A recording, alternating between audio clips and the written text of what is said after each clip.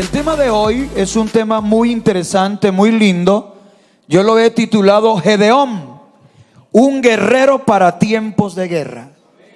Amén. Jueces capítulo 6, versos 12 al 16. Dice así la palabra del Señor. Yo les voy a leer, ustedes siguen la lectura. Y el ángel de Jehová se le apareció y le dijo: Jehová está contigo, varón esforzado y valiente. Y Gedeón le respondió: Señor mío, si Jehová está con nosotros, ¿por qué nos han sobrevenido todo esto? ¿Y dónde están todas sus maravillas que nuestros padres nos han contado, diciendo: ¿no nos sacó Jehová de Egipto? Y ahora Jehová nos ha desamparado y nos ha entregado en manos de los madianitas. Y mirándole Jehová le dijo: Ve con esta tu fuerza y salvarás a Israel de la mano de los madianitas. ¿No te envío yo? Entonces le respondió: Señor mío, ¿con qué salvaré yo a Israel? He aquí que mi familia es pobre en Manasés y yo el menor en la casa de mi padre. Jehová le dijo: Ciertamente yo estaré contigo y derrotarás a los madianitas como a un solo hombre. Gloria al Señor. Un guerrero para tiempos de guerra. ¿Cuánto podemos nosotros aprender de Gedeón? Y yo quiero empezar diciéndoles que el libro de Jueces cubre el periodo transicional entre la muerte de Josué, que era el sucesor de Moisés, y Saúl, el primer rey en Israel.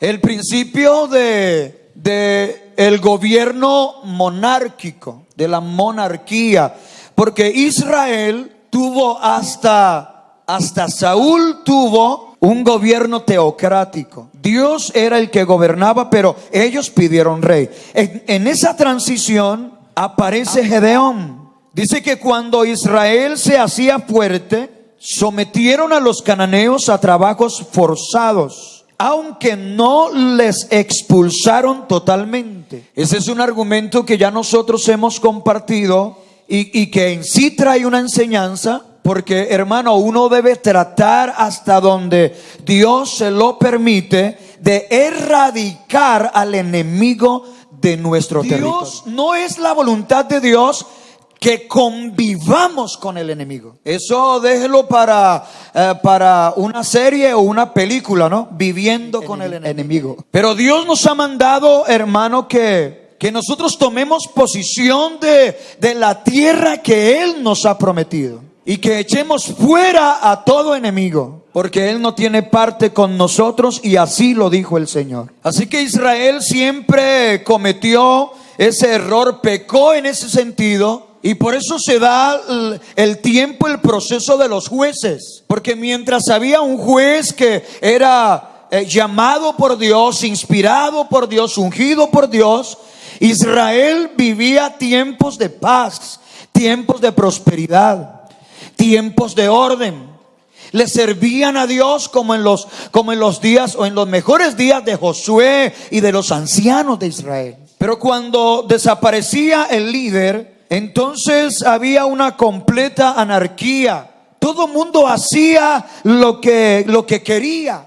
Y en esos escenarios siempre venía el juicio de Dios. Israel, antes de levantarse Gedeón, estaba viviendo tiempos muy difíciles. Nos narran las Sagradas Escrituras, y hay un comentario que quiero compartir con ustedes de ese pedazo de texto, que dice: su ocupación no siempre se sentía, hablando de los madianitas, su ocupación no siempre se sentía, pero era una desolación prolongada. Tan pronto la cosecha dorada se recogía o se almacenaba en los graneros, repentinamente aparecían, así como una plaga de langostas, lo dice el texto.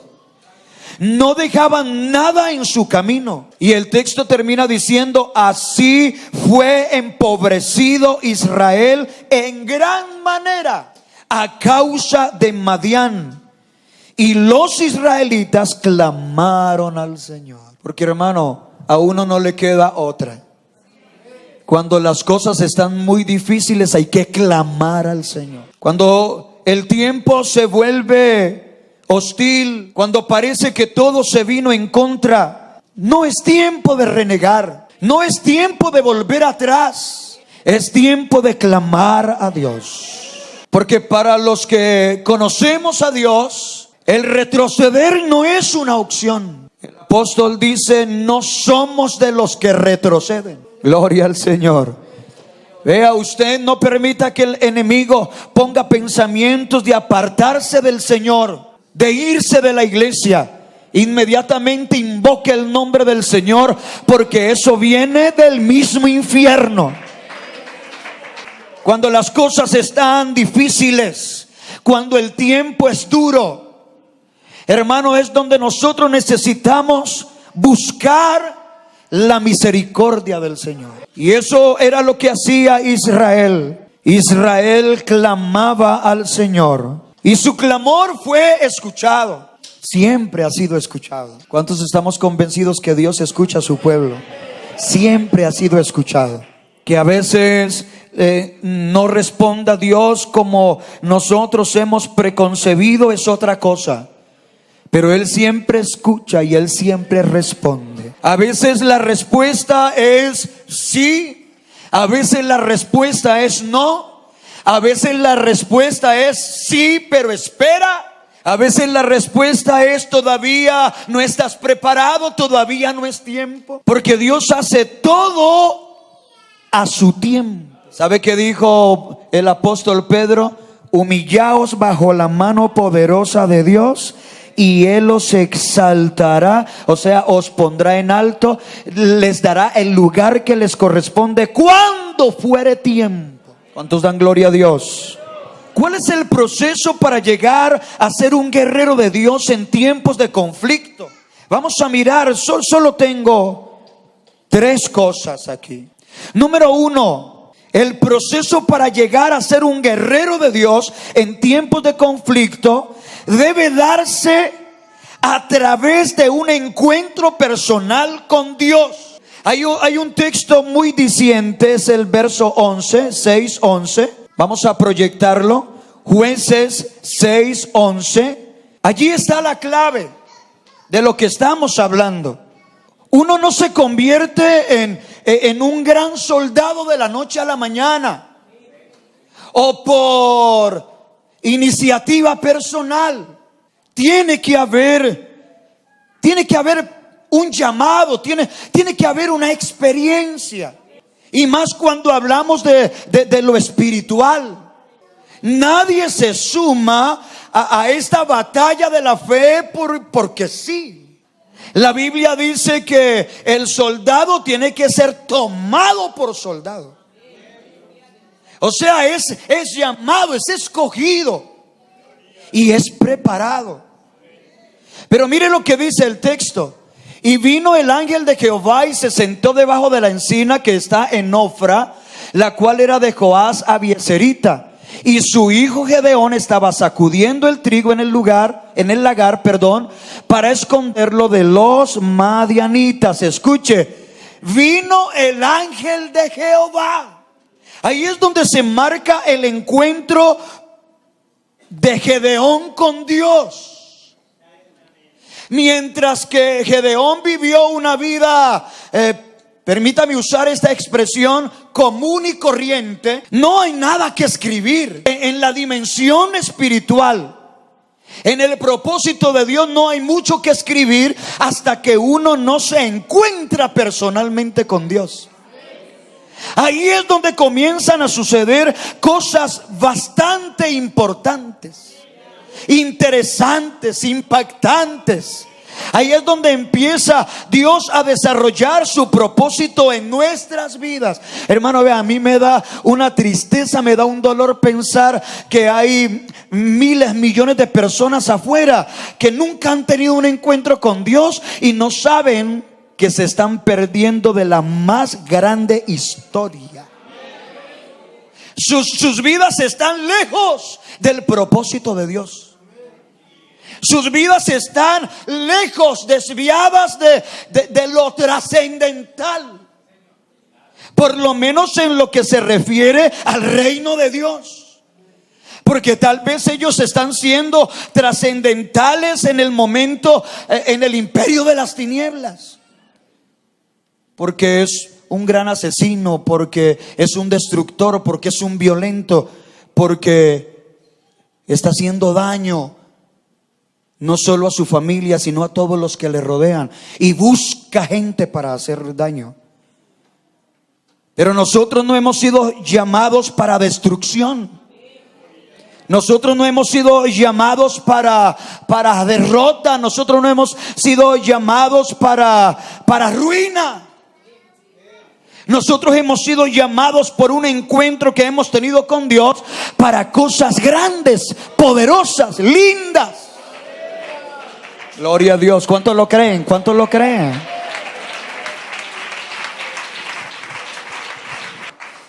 Así que la historia de Gedeón empieza aquí. Vino el ángel de Jehová. Usted ya sabe que el ángel de Jehová no es cualquiera. No es un ángel común. Bueno, si es que se le puede llamar común a un ángel. No es un ángel del montón.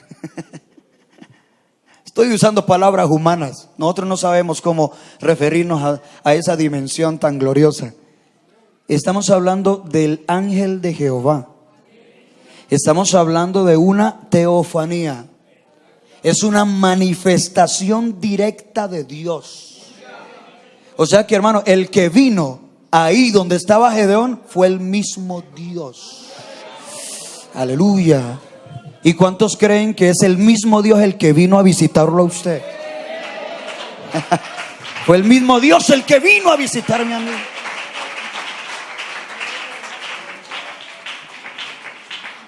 Escuche algunos detalles. Usualmente el trigo se aventaba en áreas abiertas, no en un lagar. Para que vamos en el texto, porque dice que él estaba sacudiendo el trigo en el lagar. Pero el lagar no es para el trigo. El lagar es para las uvas. Interesante dato. Alguien podría concluir que Gedeón era un cobarde, porque se escondía mientras trabajaba. Pero al leer el relato entero, vemos que eso no puede ser cierto.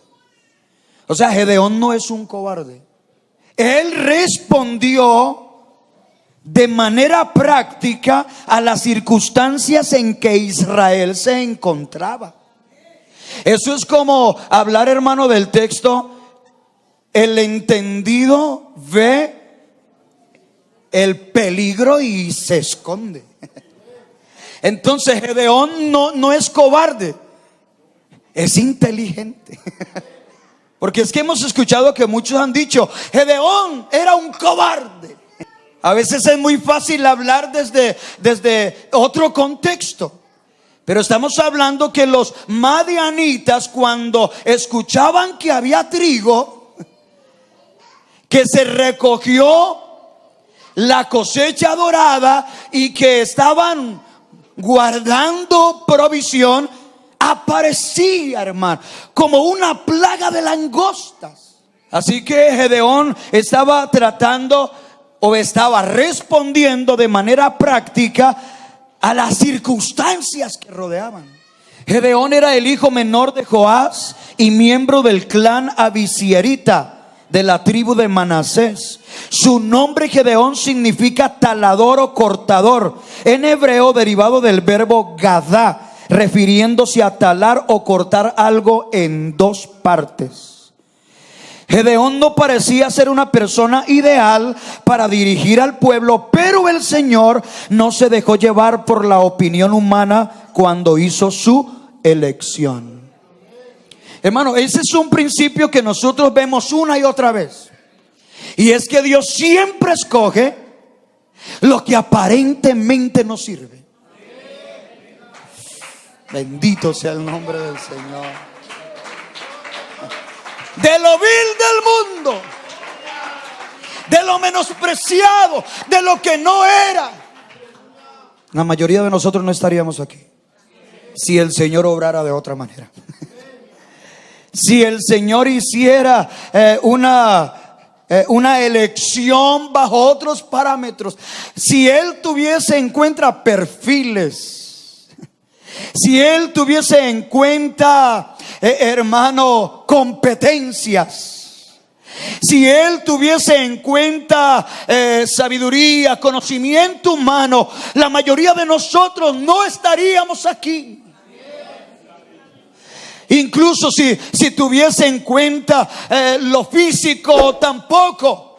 Pero el Señor se lo dijo allá en el pasado a Samuel: no mires a su parecer ni a su estatura, porque yo lo desecho. Porque yo no miro lo que mira el hombre. El hombre mira lo que está delante de sus ojos, pero yo me voy al corazón.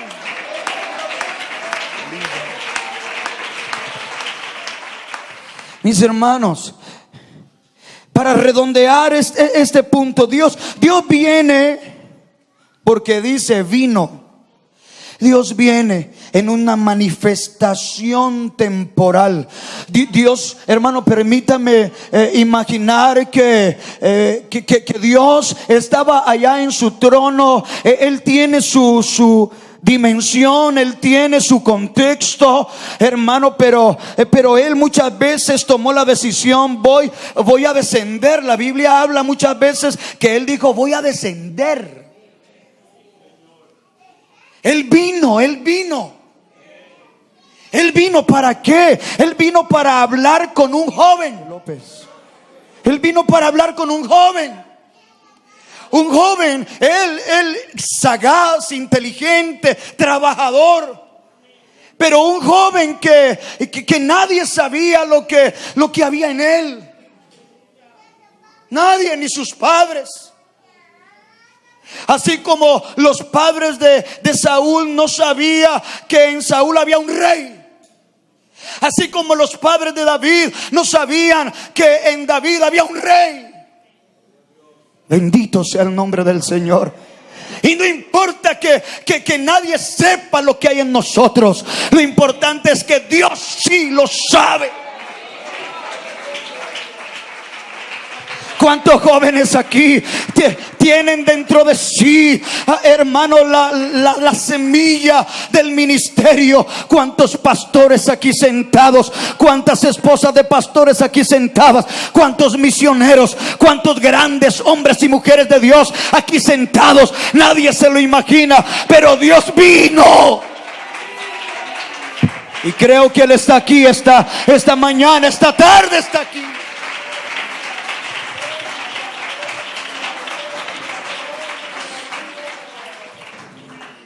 Aleluya. Gedeón trata de discutir con Dios. Hermano, yo he aprendido algo de Dios, y es que Dios le permite a uno discutir con Él en lo que es justo,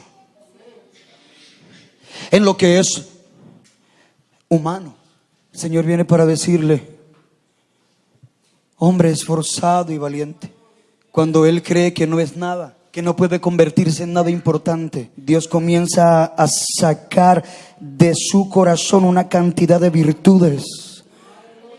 Vas a libertar a Israel con tu fuerza. Vea, Gedeón no sabía que en él había un juez.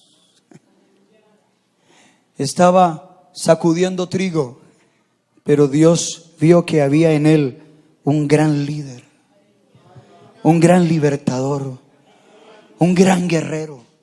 No, yo soy el menor. Yo soy de una familia pequeña. Yo soy de una familia pobre. No, ve, tú con tu fuerza libertarás a Israel. Él se queja de la situación. Pero ¿por qué nos ha pasado esto? ¿Dónde están las maravillas de nuestro Dios? ¿Dónde está todo lo que nuestros padres nos han hablado? Aleluya. Yo quisiera pensar que Dios en su corazón, en su pensamiento decía, porque no lo dice el texto, lo vas a ver. Vas a ver las maravillas por las que estás preguntando. Vas a ver el poder desplegado de la unción del Espíritu sobre tu propia vida. ¿Alguien recibe esa palabra esta mañana? Aleluya. Tal vez estás preguntando: ¿dónde están los milagros? ¿Dónde está la unción? ¿Dónde está el poder de la iglesia? El Señor dice: ve con tu fuerza, yo te voy a usar. Por eso vine, para provocar este encuentro, porque este encuentro va a cambiar tu manera de pensar. Hermano, es que cuando uno se encuentra con Dios, todo cambia, hermano, todo cambia. La visión cambia, el proyecto de vida cambia, la manera de hablar cambia. Él construyó un primer altar muy personal, un altar de fe, un altar de comunión con Dios. Construyó un segundo altar ya de acción colectiva, en obediencia al mandato de Dios, incluyendo la destrucción del altar pagano a Baal. Por lo cual hasta le cambiaron el nombre. A él terminaron llamándolo Jerobaal, que significa literalmente que Baal luche contra él. Porque, hermano, después de este encuentro, Gedeón fue transformado.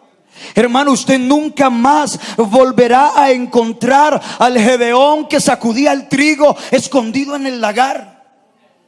A partir del encuentro con Dios, de haber oído la voz de Dios, de haber comprobado con señales, evidencias de que era el Todopoderoso el que había venido para manifestársele, él no volvió a ser el mismo.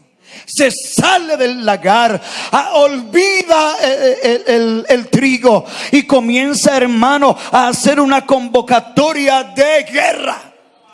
Podríamos decir que Gedeón pasó, hermano, del campo de trigo al campo de guerra. Pasó de ser un campesino a convertirse en un guerrero de Dios.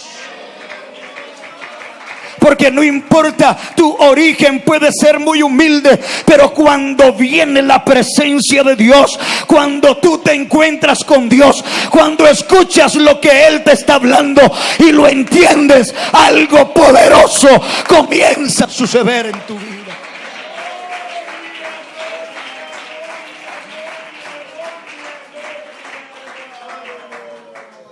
Estamos trabajando, mis hermanos, sobre la interrogante sermonaria: ¿cuál es el proceso para llegar a ser un guerrero de Dios en tiempos de conflicto? Después del encuentro, número 2, la persona debe asumir una actitud correspondiente. Hermano, esta parte se le dificulta tanto a la mayoría. Es cambiar de actitud. Yo sé que a muchos se les viene a la cabeza, piensan, pero ¿y cómo hacer eso? ¿Cómo dejar de pensar en lo que siempre he pensado? ¿Cómo dejar de hacer lo que siempre he hecho? ¿Cómo dejar de ser lo que siempre he sido? Yo entiendo, humanamente yo entiendo que es muy complicado. Es como decir que el albeiro natural, humano, tiene que dejar de ser albeiro. Yo he venido este día para decirle: usted tiene que dejar de ser usted. Usted tiene que dejar de ser usted. Porque mientras yo permita que mis propias características humanas, mis propios sentimientos, mis propias emociones determinen mi vida, yo nunca voy a superarme. Yo necesito olvidarme de lo que soy para comenzar a creer en lo que Dios dice que yo debo ser. Gloria a Dios. Hay inmenso poder en el nombre de Jesús, porque ahí hay fortalezas. Ahí hay fortalezas que parecen que no pueden ser derribadas, pero hay inmenso poder en el nombre de Jesucristo. Estoy ministrando en la unción del Espíritu. Isamacaya Randa.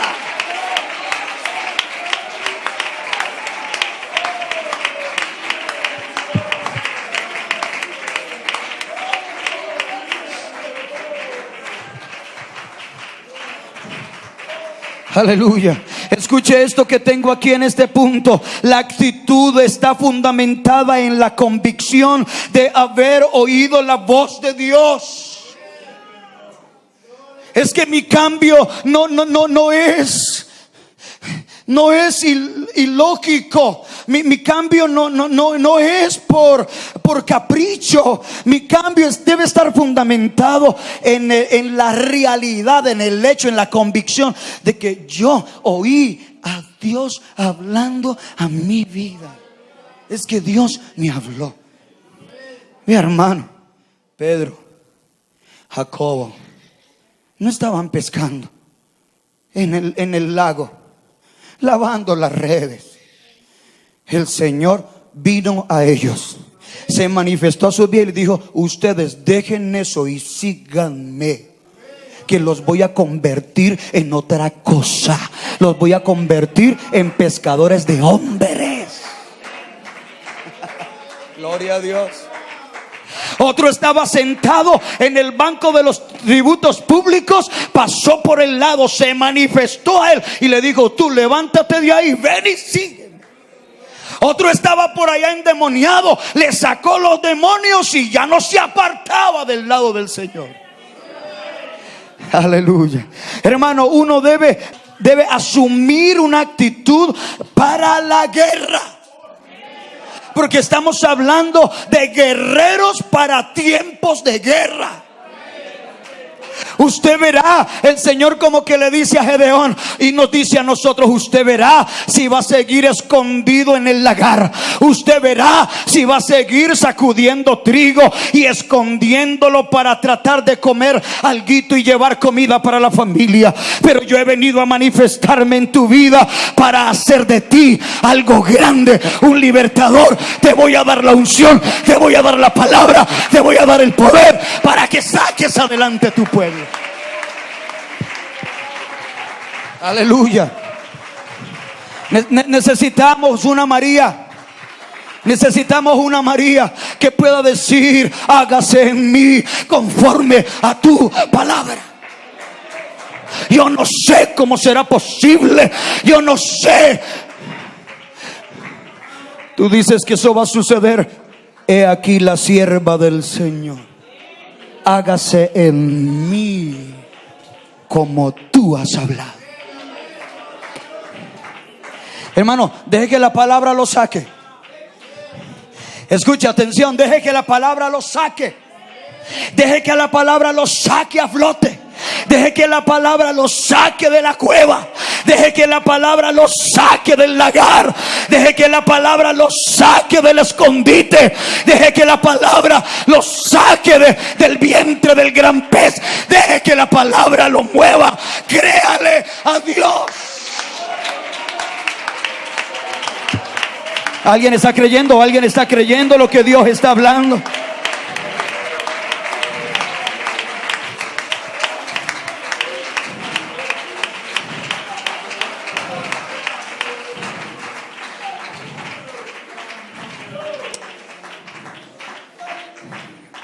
Jueces 6:34, la primera parte, por favor, proyectémoslo ahí. Jueces 6:34. Estamos hablando de asumir una actitud para la guerra, una actitud de lucha, una actitud de avanzada, una actitud de superación. No me va a quedar escondido. Ay, qué lindo ese texto. Qué lindo. El Espíritu de Jehová. Entonces, porque hermano, cuando hay un encuentro con Dios y Dios ha dado una palabra, vea, aquí hermano, escúcheme esto, aquí entrenos sin que el Señor nos escuche. Cuando Él habla, se compromete. El compromiso no es nuestro. Cuando Él habla y promete cosas, el compromiso no es nuestro. Solo creer, mi compromiso es creer. Pero el que se compromete es Él. ¿Y cuántos creen que Él tiene con qué responder a sus compromisos?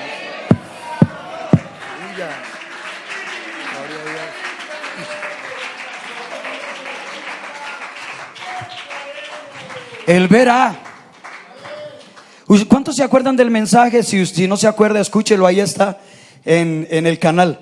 La reputación de Dios. La reputación de Dios, escúcheselo. Él verá si me deja morir. Él me está diciendo que salga. Y si Él me dice que salga, yo salgo. Afuera están los madianitas. Afuera está la muerte. Afuera está el despojo. Pero Él me dice que salga. Pero qué lindo, el Señor dice: sí, es que te digo que salgas, pero no te voy a dejar solo. Te voy a investir de un poder desde lo alto. Aleluya. Gloria a Dios. Entonces el Espíritu de Jehová vino sobre Gedeón, y cuando éste tocó el cuerno, los abiezeritas se reunieron con él. Oiga, hermano, Dios le dio la gracia. Yo estaba leyendo la historia y dice que especialmente después de la destrucción del ídolo ese de Baal, y que se armó el problema y estaban buscando para matar al que profanó nuestro santuario. Y entonces salió el papá, el viejo de Gedeón, y dijo: ¿y acaso no es un Dios? ¿Por qué tienen ustedes que venir a pelear por él? Que pelee él, que defienda él su causa, y que se encargue del que hizo eso. Por eso le pusieron a él ese nombre. Baal pelee contra él. Y dice, hermano, la historia dice que él, a partir de ahí, porque nadie pudo hacer nada contra Gedeón, comenzó a ganar respeto, porque se metió con el culto de Baal y quedó vivo. Pero ¿por qué se metió? ¿Y por qué quedó vivo? Porque ya Dios se le había manifestado, le había dado una palabra, y además de eso lo ungió con el Espíritu Santo. Gloria a Dios. Usted no se ponga a enfrentar al imperio de las tinieblas sin ese proceso.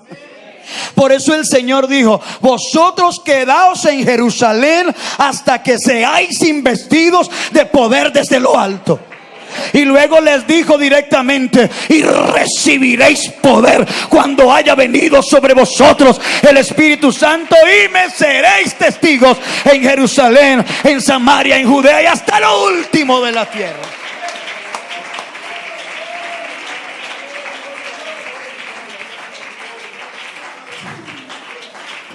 Voy a terminar con este punto, hermano. Debemos reconocer de quién es la guerra. De Dios. De Dios. Los israelitas respondieron al llamado de Gedeón para salir a la guerra. 32,000 de pie. Hermano Elmer, ¿qué tal ese? ¿Cómo es que dicen por ahí? Capacidad de convocatoria. Ve, hermano, es que cuando hay gracia de parte de Dios, cuando hay gracia de parte de Dios, o la gente viene o tiene su problema. Porque cuando hay una convocatoria a través de alguien que tiene la gracia y que está ungido, que tuvo un encuentro con Dios, y usted no responde, se mete en problemas. Y si usted anda detrás de alguien que no tiene llamado, que no ha sido ungido, hermano, también tiene problemas, más problemas. Gloria al Señor. ¿Se acuerdan de Josué? Cuando murió Moisés y tomó el liderazgo, se reunieron los ancianos y todos los príncipes y líderes y hicieron una reunión con él y dijeron: vea, solo tenemos nosotros una petición. Si tú quieres que salgamos contigo a la guerra, si tú quieres que te obedezcamos, que te escuchemos, que te respetemos como nuestro líder, solo una cosa demandamos, y es que Jehová Dios esté contigo como estuvo con Moisés. Gloria a Dios, gloria a Dios. Ahí está, Gedeón tiene, hermano, ya la unción de la convocatoria. El hombre toca el cuerno y 32,000 parados ahí al pie de Gedeón. ¿Cómo es? ¿Qué es lo que hay que hacer? ¿A cuántos hay que enfrentar? Y él les dijo 135,000. Escuche, 32,000 vinieron a la convocatoria, pero había que enfrentarse con 135,000. O sea, solo lo superaban en 103,000. Solo 103,000 más enfrentarían a una fuerza enemiga de 135,000 hombres sobre 4 veces su tamaño. No era un cuadro muy favorable, pero Dios le dijo a Gedeón: el pueblo que está contigo es demasiado numeroso. Oiga, a veces uno escucha a Dios hablar y uno dice, si él fuera un hombre, uno diría fanfarrón. Pero como él no es hombre para que mienta, ni hijo de hombre para que se arrepienta, y él no habla incoherencias, él habla porque él conoce todas las cosas.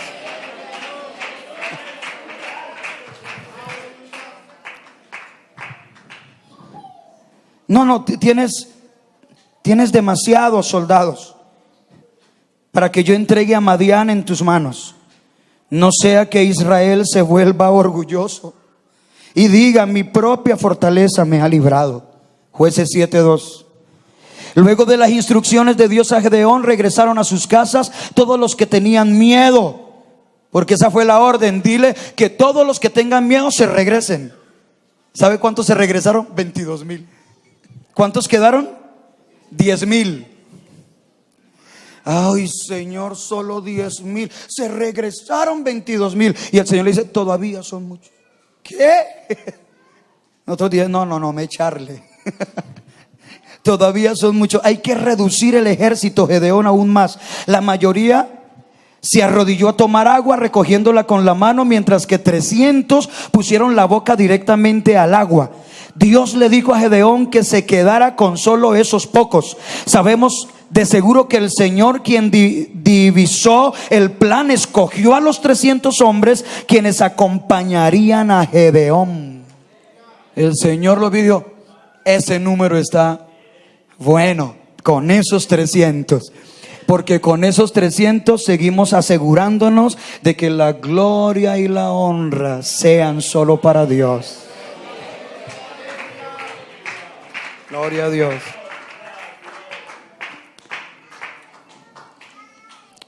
Hay unas noticas más ahí, pero mis hermanos, el tiempo se fue. Lo cierto es que Dios le dio la victoria a Gedeón y a esos 300 sobre 135,000 madianitas armados hasta los dientes. Gloria a Dios. Y convirtió a Gedeón en un guerrero en tiempo de conflicto. Lo convirtió, hermano, como lo hizo con David, como lo hizo con Josué. A Josué le mostró una espada refulgente. A David le mostró lo que podía hacer con una piedra y una onda. Aleluya. Se pueden matar gigantes, se pueden destruir ejércitos. Y David lo dice en un salmo, lo dice: con mi Dios derribaré murallas, con mi Dios destruiré ejércitos. Por un camino vendrán contra mí y por 7 huirán de mí. Gloria a Dios. Porque Dios siempre se encarga de convertirte en un guerrero en tiempos de guerra. Aleluya. Dios no te va a dejar avergonzado. Si estás viviendo un tiempo difícil, Él te va a convertir en un gran guerrero. Hermano Elmer, hermana Lefis, guerreros en tiempos de guerra. No es el momento para darle la espalda al conflicto. No somos de los que retroceden. A mí siempre me gustó. Vertica se acuerda de esos 2 varones allá en la Sonora. Cada vez que nos encontrábamos, vea, yo no me acuerdo creo que de nada más de ellos, pero me acuerdo de esto. Siempre que nos encontrábamos, yo los saludaba. Siempre ellos me decían: la pelea es peleando. La pelea es peleando, mi pastor. Aleluya. Bendito sea el nombre del Señor. Al tiempo duro hay que poner el rostro como un pedernal. Amén. ¿Cuántos gritan amén? Sí, tal vez no tienes ánimo ni de decir amén porque estás viviendo el tiempo duro, pero ahí está. Vino el ángel de Jehová para hablar con Gedeón. Tal vez estás escondido, tal vez estás haciendo una labor meramente humana, pero Dios te va a dar una palabra y te la está dando, y Dios te va a dar de su espíritu y lo está derramando para que tú seas convertido en un gran guerrero en tiempo de guerra. Estemos en pie, por favor.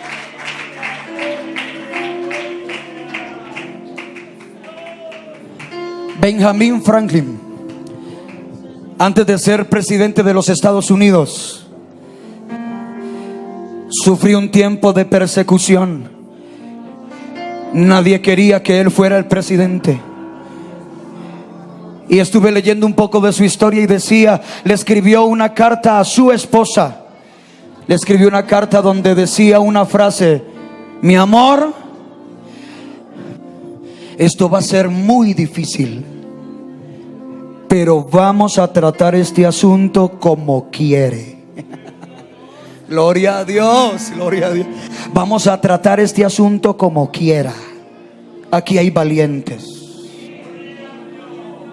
Aquí hay valientes. Las circunstancias te han hecho como ocultar, porque hay despojo afuera, porque hay muerte afuera, porque hay enemigos. Pero el Señor ha venido esta mañana, esta tarde ya, para decirte: yo voy a levantar guerreros para tiempos de guerra. Aleluya, aleluya. Y yo quiero ver esos guerreros que vienen aquí al altar, esos guerreros que sienten que hay una manifestación de la presencia del Señor, que hay una palabra de parte de Dios, que hay una unción del Espíritu, y se vienen al altar para decirle: Señor, aquí estoy, dame la gracia, tú verás si me dejas morir.